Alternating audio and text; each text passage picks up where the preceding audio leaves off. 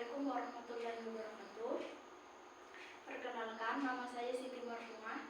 Di sini saya akan mempresentasikan hasil makalah yang sudah kemarin saya buat, yaitu mengenai paradigma pendidikan perspektif filsafat pendidikan Islam.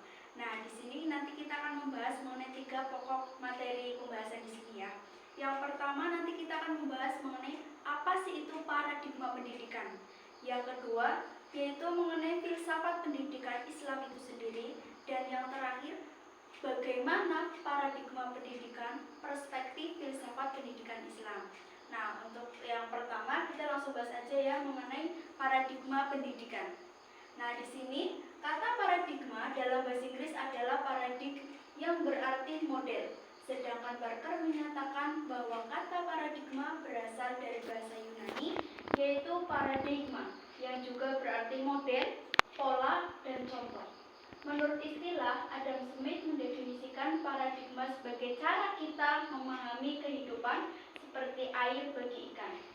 Sedangkan menurut William Harmon, paradigma adalah cara yang mendasar dalam memahami, berpikir, menilai, dan cara mengerjakan sesuatu yang digabungkan dengan visi tentang kehidupan tertentu. Nah, jadi paradigma adalah cara dan pola yang mendasari pemahaman, penilaian, peraturan, dan pedoman dalam mengerjakan sesuatu. Di sini intinya paradigma itu adalah model, cara atau pola kita dalam memahami sesuatu, memahami, menilai, dan mengamati sesuatu itu sendiri, seperti itu. Lanjut. Nah, paradigma juga dapat berarti seperangkat asumsi, konsep, nilai, dan praktek yang diterapkan dalam memandang realitas kehidupan di sebuah komunitas yang sama, khususnya dalam disiplin intelektual. Nah, jadi paradigma pendidikan adalah suatu cara memandang dan memahami pendidikan. Dari sudut pandang ini kita mengamati dan memahami masalah-masalah pendidikan yang dihadapi serta mencari cara mengatasi permasalahan tersebut. Nah, jadi kita sudah tahu ya, paradigma itu adalah model, cara, atau pemahaman kita terhadap sesuatu. Jadi paradigma pendidikan yaitu bagaimana cara kita memandang sesuatu atau memahami sesuatu pendidikan. Karena di sini adalah paradigma pendidikan. Jadi memahami sesuatu mengenai pendidikan itu sendiri. Nah, permasalahan-permasalahan apa yang ada dalam pendidikan itu, nah kita mencari solusi untuk mengatasi masalah tersebut. Itu yang dinamakan dengan paradigma pendidikan. Lanjut, kita ke pengertian yang nomor 2, yaitu pengertian filsafat pendidikan Islam. Nah, dalam filsafat pendidikan Islam itu mencakup 3 kata.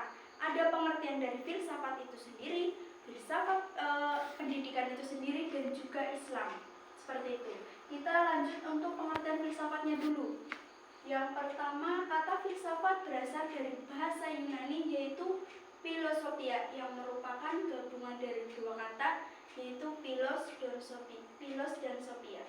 Philos berarti sahabat atau kekasih, sedangkan sophia memiliki arti kebijaksanaan, atau dengan kata lain, orang yang senang mencari ilmu dan kebenaran. Filsafat juga dapat diartikan dengan cinta akan kebijakan. Definisi ini juga sudah ada pada zaman Yunani, yang merupakan rangkaian dari 2 kata juga, yaitu pilaro dan sophia. Pilaro artinya cinta dan sophia artinya kebijakan. Jadi filosofia adalah cinta akan kebijakan atau kebijaksanaan, seperti itu. Sedangkan secara istilah nanti ada beberapa ahli yang mengemukakan istilah dari filsafat itu sendiri. Yang pertama nanti ada Muhammad Nur Syam. Filsafat berarti suatu bentuk ajaran tentang sesuatu atau segala sesuatu sebagai suatu ideologi. Lanjut, menurut Hasbullah Bari, filsafat adalah sejenis pengetahuan yang menyelidiki segala sesuatu dengan mendalam mengenai ketuhanan, alam semesta, dan alam manusia, sehingga dapat menghasilkan pengetahuan tentang bagaimana hakikatnya sejauh yang dapat dicapai akal manusia, dan bagaimana sikap manusia itu seharusnya setelah mencapai pengetahuan tersebut.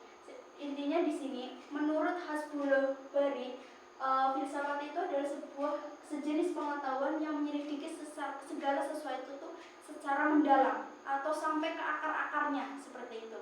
Dan tapi untuk itu juga kita membutuhkan namanya akal atau dapat dicapai dengan akal manusia, dan bagaimana sikap manusia itu seharusnya mencapai. Menurut Harun Nasyidun juga berpendapat bahwa intisari filsafat adalah berpikir menurut tata tertib dengan sedalam-dalamnya sehingga sampai ke dasar persoalan. Intinya di sini adalah berpikir filsafat itu berpikir sedalam-dalamnya sampai ke akar-akarnya, seperti itu.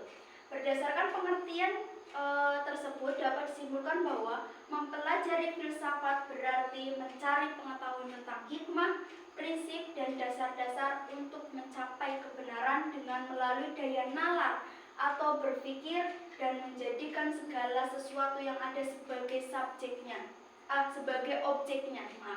Namun perlu diketahui bahwa kebenaran yang mutlak hanya tetap milik Tuhan atau Allah Subhanahu wa Ta'ala sebagai sumber ilmu pengetahuan. Lanjut kita ke pengertian selanjutnya, yaitu mengenai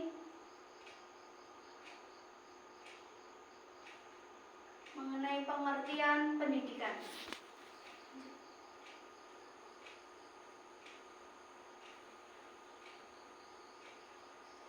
Pengertian pendidikan. Nah, di sini pendidikan adalah lembaga atau institusi yang dikelola untuk mengembangkan potensi manusia, mentransfer ilmu pengetahuan, melatih keterampilan, membina dan mengembangkan kepribadian, serta mewariskan nilai-nilai budaya kepada generasi penerus, baik di rumah tangga, masyarakat, maupun di sekolah.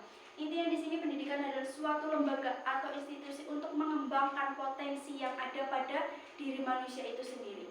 Dalam pasal 1 ayat 1 Undang-Undang RI nomor 20 tahun 2003 tentang sistem pendidikan nasional, pendidikan diartikan sebagai suatu usaha sadar dan terencana untuk mewujudkan suasana belajar dan proses pembelajaran agar peserta didik secara aktif mengembangkan potensi dirinya untuk memiliki kekuatan spiritual keagamaan, pengendalian diri, kepribadian, kecerdasan, akhlak mulia, serta keterampilan yang diperlukan dirinya, masyarakat, bangsa, dan negara. Jadi menurut Sisdiknas atau Sistem Pendidikan Nasional, pendidikan adalah suatu usaha sadar dan terencana. Seperti itu. Lanjut. Sedangkan Hadarin Nawawi juga mendefinisikan pendidikan sebagai usaha sadar untuk mengembangkan kepribadian dan kemampuan manusia baik di dalam maupun di luar sekolah. Selain itu, istilah pendidikan juga mengandung makna dan unsur-unsur esensial di dalamnya. Nah, apa aja unsurnya? Yang pertama itu adanya usaha. Adanya suatu usaha, ikhtiar atau aktivitas secara sadar, terencana, dan bertanggung jawab. Yang kedua, adanya orang dewasa, baik diri sendiri maupun orang lain yang melaksanakan usaha tersebut. Yang ketiga, adanya peserta didik yang memiliki bekal atau potensi untuk dikembangkan. Yang keempat, adanya tujuan sebagai sesuatu yang ingin dicapai. Apa aja? Adanya usaha, adanya orang dewasa, peserta didik, dan juga tujuan. Contohnya di sini adalah seperti sekolah yang diwajibkan untuk kita selama 9 tahun. Oke, lanjut.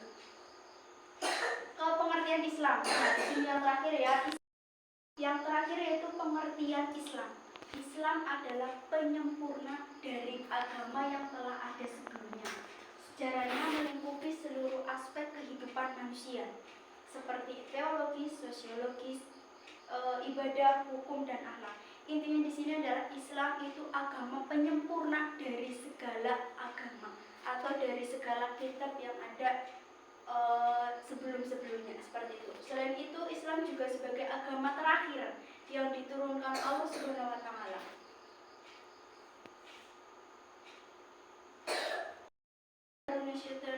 Islam adalah agama yang ajaran-ajarannya diturunkan Tuhan kepada manusia melalui Nabi Muhammad sebagai Rasul. Islam adalah agama yang seluruh ajarannya bersumber dari Al-Quran dan Hadis. Intinya di sini yang pertama, Islam itu adalah agama penyempurna, agama yang penyempurna sebelum-sebelumnya. Terus Islam itu adalah agama yang seluruh ajarannya bersumber dari Al-Quran dan hadis. Lanjut, jadi filsafat pendidikan Islam adalah menurut Arifin, filsafat pendidikan Islam adalah konsep berpikir tentang pendidikan yang bersumber pada ajaran Islam mengenai hakikat kemampuan manusia untuk dapat dibina dan dikembangkan, serta dibimbing menjadi manusia muslim yang seluruh pribadinya dijiwai oleh ajaran Islam. Intinya di sini adalah konsep berpikir menurut ajaran Islam, seperti itu. Sedangkan Mulkan berpendapat filsafat pendidikan Islam adalah suatu analisis atau pemikiran rasional yang dilakukan secara kritis, radikal, sistematis, dan metodologis untuk memperoleh pengetahuan mengenai hakikat pendidikan Islam. Jadi, di sini dapat disimpulkan bahwa filsafat pendidikan Islam merupakan suatu kajian secara filosofis mengenai masalah yang terdapat dalam kegiatan pendidikan yang didasarkan pada Al-Quran dan hadis sebagai sumber primer dan pendapat para ahli sebagai sumber sekunder. Dengan demikian, filsafat pendidikan Islam adalah filsafat yang berdasarkan ajaran Islam atau filsafat pendidikan yang dijiwai ajaran Islam. Jadi di sini filsafat bukanlah bercorak liberal, bebas tanpa batas etika sebagaimana dijumpai dalam filsafat pada umumnya, seperti itu. Nah, yang terakhir mengenai bagaimana paradigma pendidikan perspektif filsafat pendidikan Islam. Paradigma pendidikan adalah, tadi sudah dijelaskan ya, suatu cara memandang atau memahami pendidikan dari sudut pandang ini kita mengamati dan memahami masalah-masalah pendidikan itu sendiri dan bagaimana cara mengatasinya. Sedangkan filsafat pendidikan Islam di sini menurut Husain Arifin adalah konsep berpikir tentang pendidikan yang bersumber atau berlandaskan ajaran-ajaran Islam, yaitu Al-Quran dan hadis sebagai pokok utamanya ya. Jadi paradigma pendidikan perspektif filsafat pendidikan Islam adalah suatu cara memandang dan memahami pendidikan yang sifatnya umum dan mendasar dengan mengaitkan masalah-masalah dengan konteks yang kekinian atau konteks yang sedang kita jalani sekarang, dengan cara mengatasi permasalahan tersebut dengan alat untuk mengkaji, menelaah, atau menyelidiki hakikat pendidikan yang berhubungan dengan ketuhanan, manusia, alam semesta secara menyeluruh, mendalam, dan spekulatif menurut pendidikan Islam dalam rangka memperoleh jawaban tentang hakikat sesuatu yang akhirnya temuan itu menjadi ilmu pengetahuan, seperti itu. Nah, di sini berarti dapat disimpulkan ya bahwa paradigma filsafat pendidikan Islam yaitu suatu cara memandang dan memahami pendidikan yang sifatnya umum dan mendasar dengan mengaitkan pendidikan dengan konteks kekinian, mengamati dan memahami masalah-masalah pendidikan, mencari solusinya dengan cara atau dengan menggunakan alat untuk mengkajinya. Jadi kita dalam untuk mengetahui masalah yang terjadi dalam dunia pendidikan, kita memerlukan sebuah alat, memerlukan sebuah menelaah atau menyelidiki. Jadi harus menyelidiki terlebih dahulu hakikat pendidikan yang berhubungan dengan ketuhanan, manusia, alam semesta secara menyeluruh, mendalam, sampai ke akar-akarnya, seperti itu. Dan spekulatif menurut pendidikan Islam dalam rangka memperoleh jawaban, sehingga jawaban tersebut akhirnya menjadi temuan dan menjadi ilmu pengetahuan, seperti itu.